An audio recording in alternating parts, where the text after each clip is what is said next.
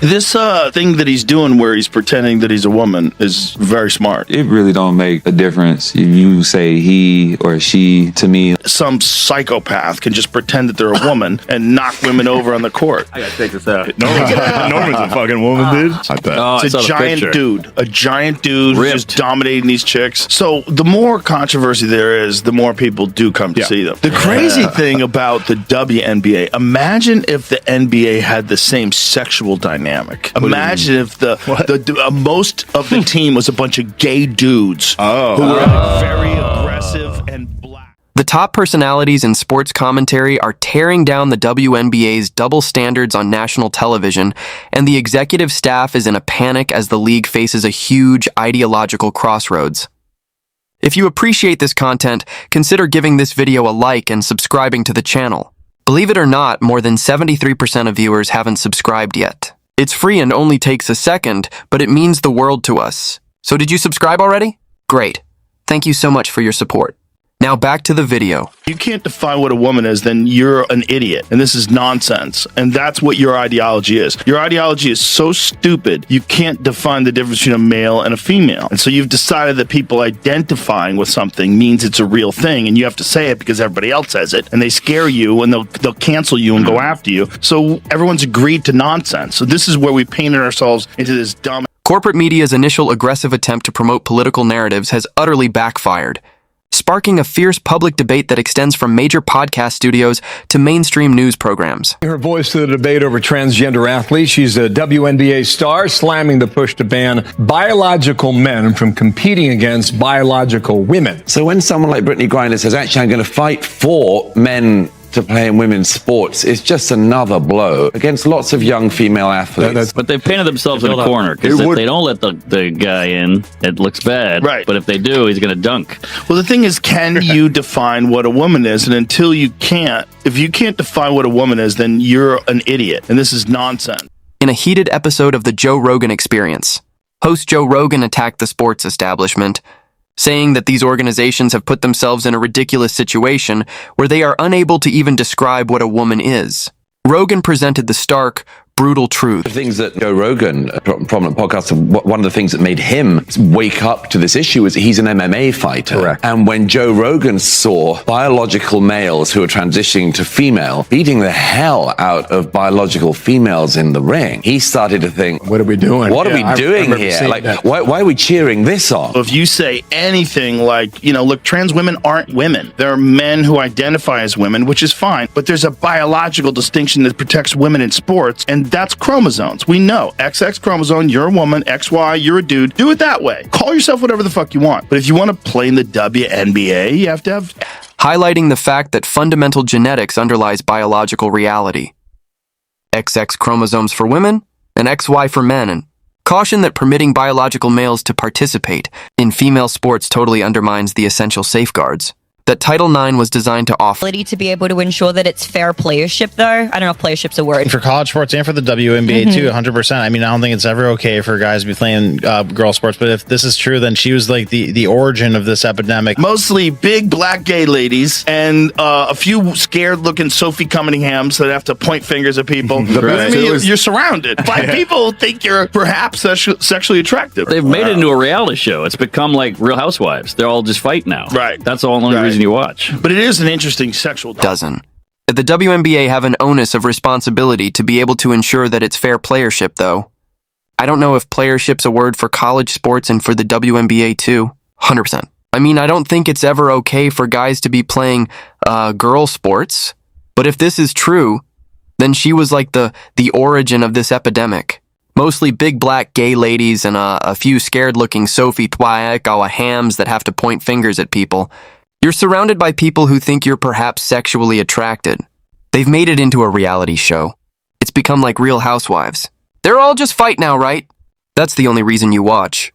But it is an interesting sexual D. Rogan brought attention to the contentious political climate within the WNBA during the conversation, highlighting how vocal common sense stars like Sophie Cunningham are compelled to defend biological reality in the face of league narratives that disregard fundamental science. Next. Ambassaded by other women because she doesn't support transgender people in female spaces. Sophie Cunningham, who many of you will probably know from this video, recently got herself in hot water because she had the audacity to say that women and girls should be protected. WNBA star Sophie Cunningham, who plays guard for the Indiana Fever, when an ESPN feature quoted her opposition towards biological men competing in women's sports. She said she wanted to protect young girls, both on court as well as in the locker room, calling her position kind of common sense. It has everything to do with reality. When WNBA veteran Brittney Griner publicly intervened in the national discussion, the animosity became even further. Griner declared on camera that everyone has the right to participate in women's sports and vowed to utilize her platform to actively support trans athletes, denouncing continued attempts to prevent biological men from participating. This jersey used to represent someone I respected as an athlete. Today it represents something I can't support anymore. Sports have the power to bring people together, but when someone uses their platform to demonize or marginalize an already vulnerable community, I have to decide where I stand. I'm burning my support. As a trans woman, I've spent years fighting just to exist authentically. I will never understand how these people think this is some sort of a win for their side. Like, I am begging you people to be normal. Despite the monumental freakout, Cunningham didn't back down, which we love to see. Her remarks were widely criticized by major news networks right away. Author Douglas Murray openly denounced Griner's remarks as a terrible blow to thousands of dedicated female athletes nationwide, pointing out that her position deliberately undermines young women vying for fair podiums, college scholarships, and hard-earned roster positions. The WNBA's Brittney Griner is, in fact, a man. Value, Brittney. Let me see something real quick. Brick, thank you. Get the fuck. Damn. Look at the chest. Jab stepping, it's the brick. Swing and a miss. It's very clearly Brittney. I ain't gonna fake it right now. They called him/her by their name.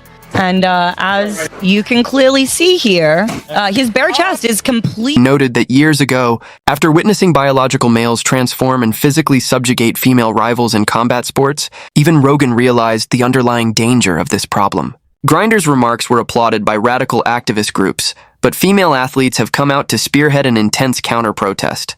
Sports luminaries like tennis star Martina Navratilova and two-time Olympian Sharon Davies strongly criticized Griner's story, pointing out that unfair biological competition has already cost nearly 14,000 female athletes opportunities and poorer finishing positions. Navratilova made it clear that activists should respect the biological boundaries that safeguard women's spaces and cease attempting to redefine feminism. However, league executives and loud activists continue to push divisive agendas that alienate the vast majority of basketball fans in spite of this overwhelming backlash from mainstream fans and sports luminaries. This is why the WNBA this is not going to go away. This issue is not going to go away. They're in such a bad position here. Caitlin Clark, they have cultural power. People love them. People are buying tickets that would never care about the WNBA. There's a reason why people call Sophie Cunningham MAGA Barbie, and people are starting to fill the arenas to watch her and Caitlin Clark. She's not apologizing for saying that there should be no men in this woman's sport. It's caused an absolute crisis, and people are losing their mind. Caitlin Clark is an absolute all-star. She is the Michael Jordan of this. This is the girl that girls have been waiting for forever. Caitlin Clark is a rising star in women's basketball. She's pulling in crazy viewership numbers. These women spent $1,000 on tickets to attend the Indiana Fever versus Atlanta Dream game, specifically to see Sophie. The WNBA leadership is in a difficult situation as a result of this conflict between corporate philosophy and common sense. While brave athletes like Sophie Cunningham take a chance on public criticism to protect the integrity of women's sports, individuals like Griner persist in promoting tales that incite strong public indignation. Deep divisions within the league have been shown by the disparity between players who defend the truth and others who hide behind corporate phrases. However, when the media narrative started to spiral out of control, Griner's own background suddenly came back into the forefront due to viral online investigations and resurfaced evidence, creating an explosive issue that league officials are frantically attempting to ignore.